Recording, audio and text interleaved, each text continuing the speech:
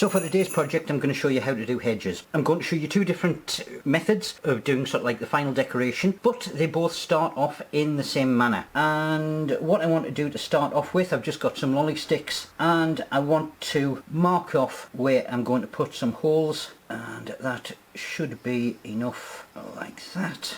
You don't necessarily need to measure them because, let's face it, hedges aren't necessarily all that exactly regular. And then I need to get those holes drilled.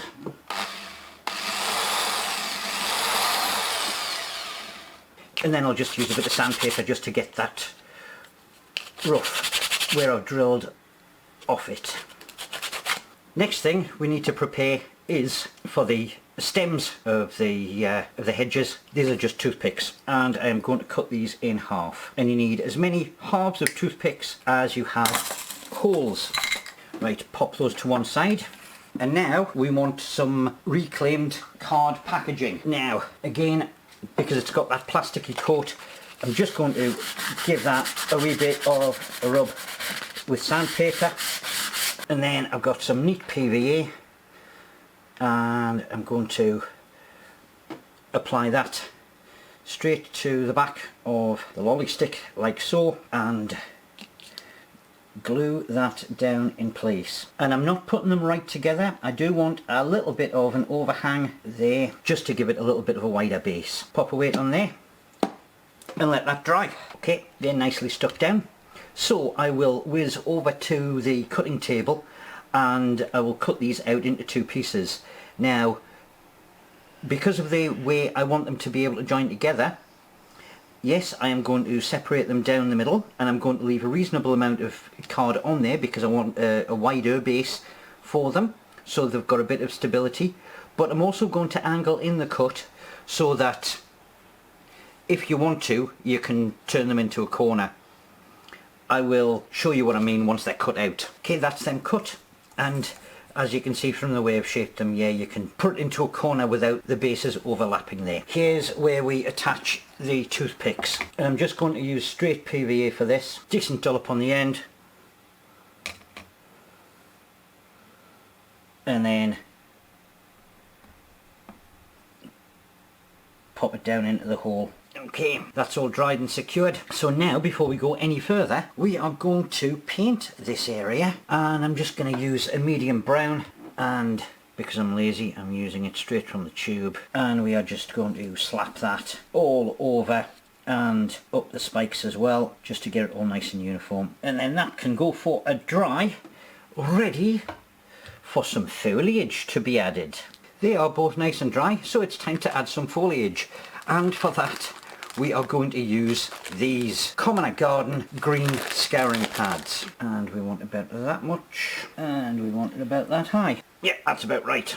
Now the trick with these is to line it up first, get it on, and then where it's made the indentation, come back over with a spare one and just use that to drill through all the way like that. And then just straight PVA on those stems,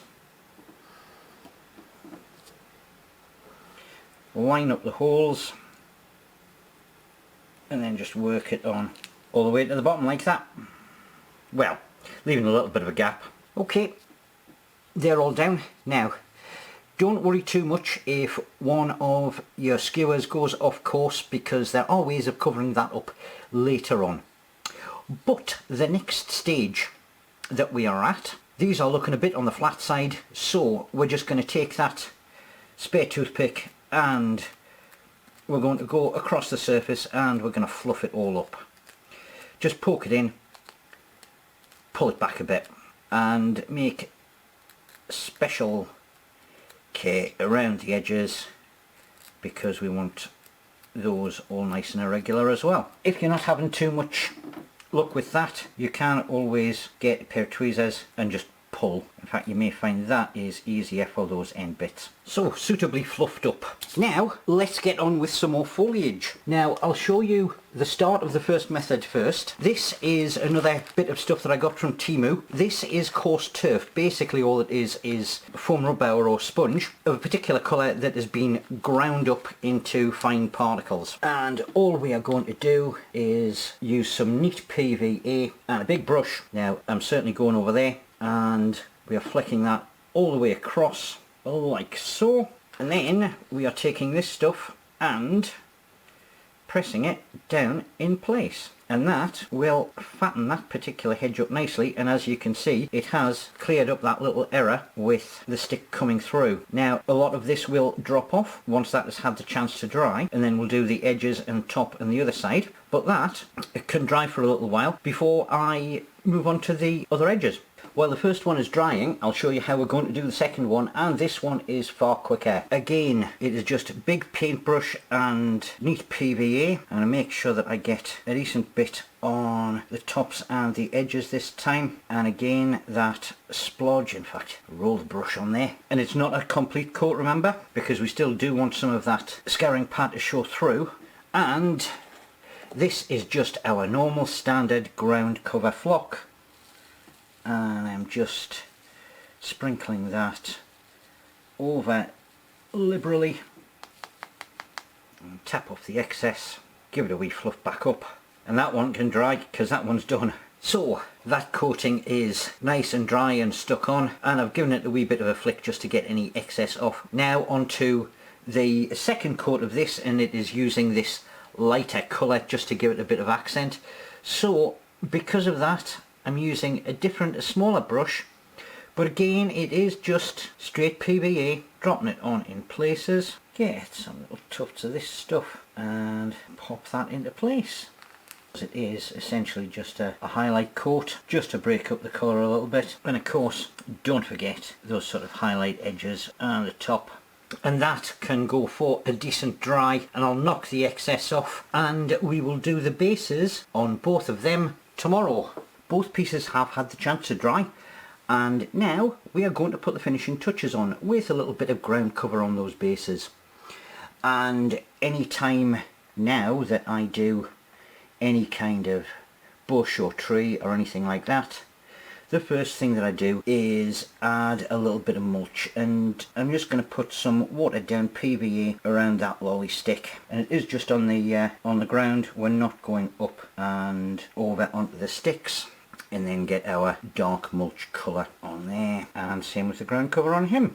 Right, and they can have a little while to dry before the final coat of grass. Ooh, one trick I should have shown you, certainly with this big one where it looks as if it wants to shed an awful lot of material, you have always got the option of just using a cheap can of hairspray, just giving it a wee bit of help. Let's face it, if it worked for us in the 80s, it'll work on these. Right, very final stage. Just topped up my watered down PVA, and we'll just do a coat just on the edge. If there's any bits that you've missed, you can always catch them now, and you can go up onto that lolly stick in the centre just to give it a wee bit of variation. And then just normal flocking, get a sprinkle on there just to finish off that edge. Same on the other one, and leave them to dry. And Bob's your uncle, there's a couple of ways of doing hedges. It may be pushing the envelope, trying to get those into a Christmas cracker, but I reckon it is just round about the right size, so it's going to fit. And remember, if you want to stay off the naughty list, you should really subscribe round about now, but I will see you tomorrow.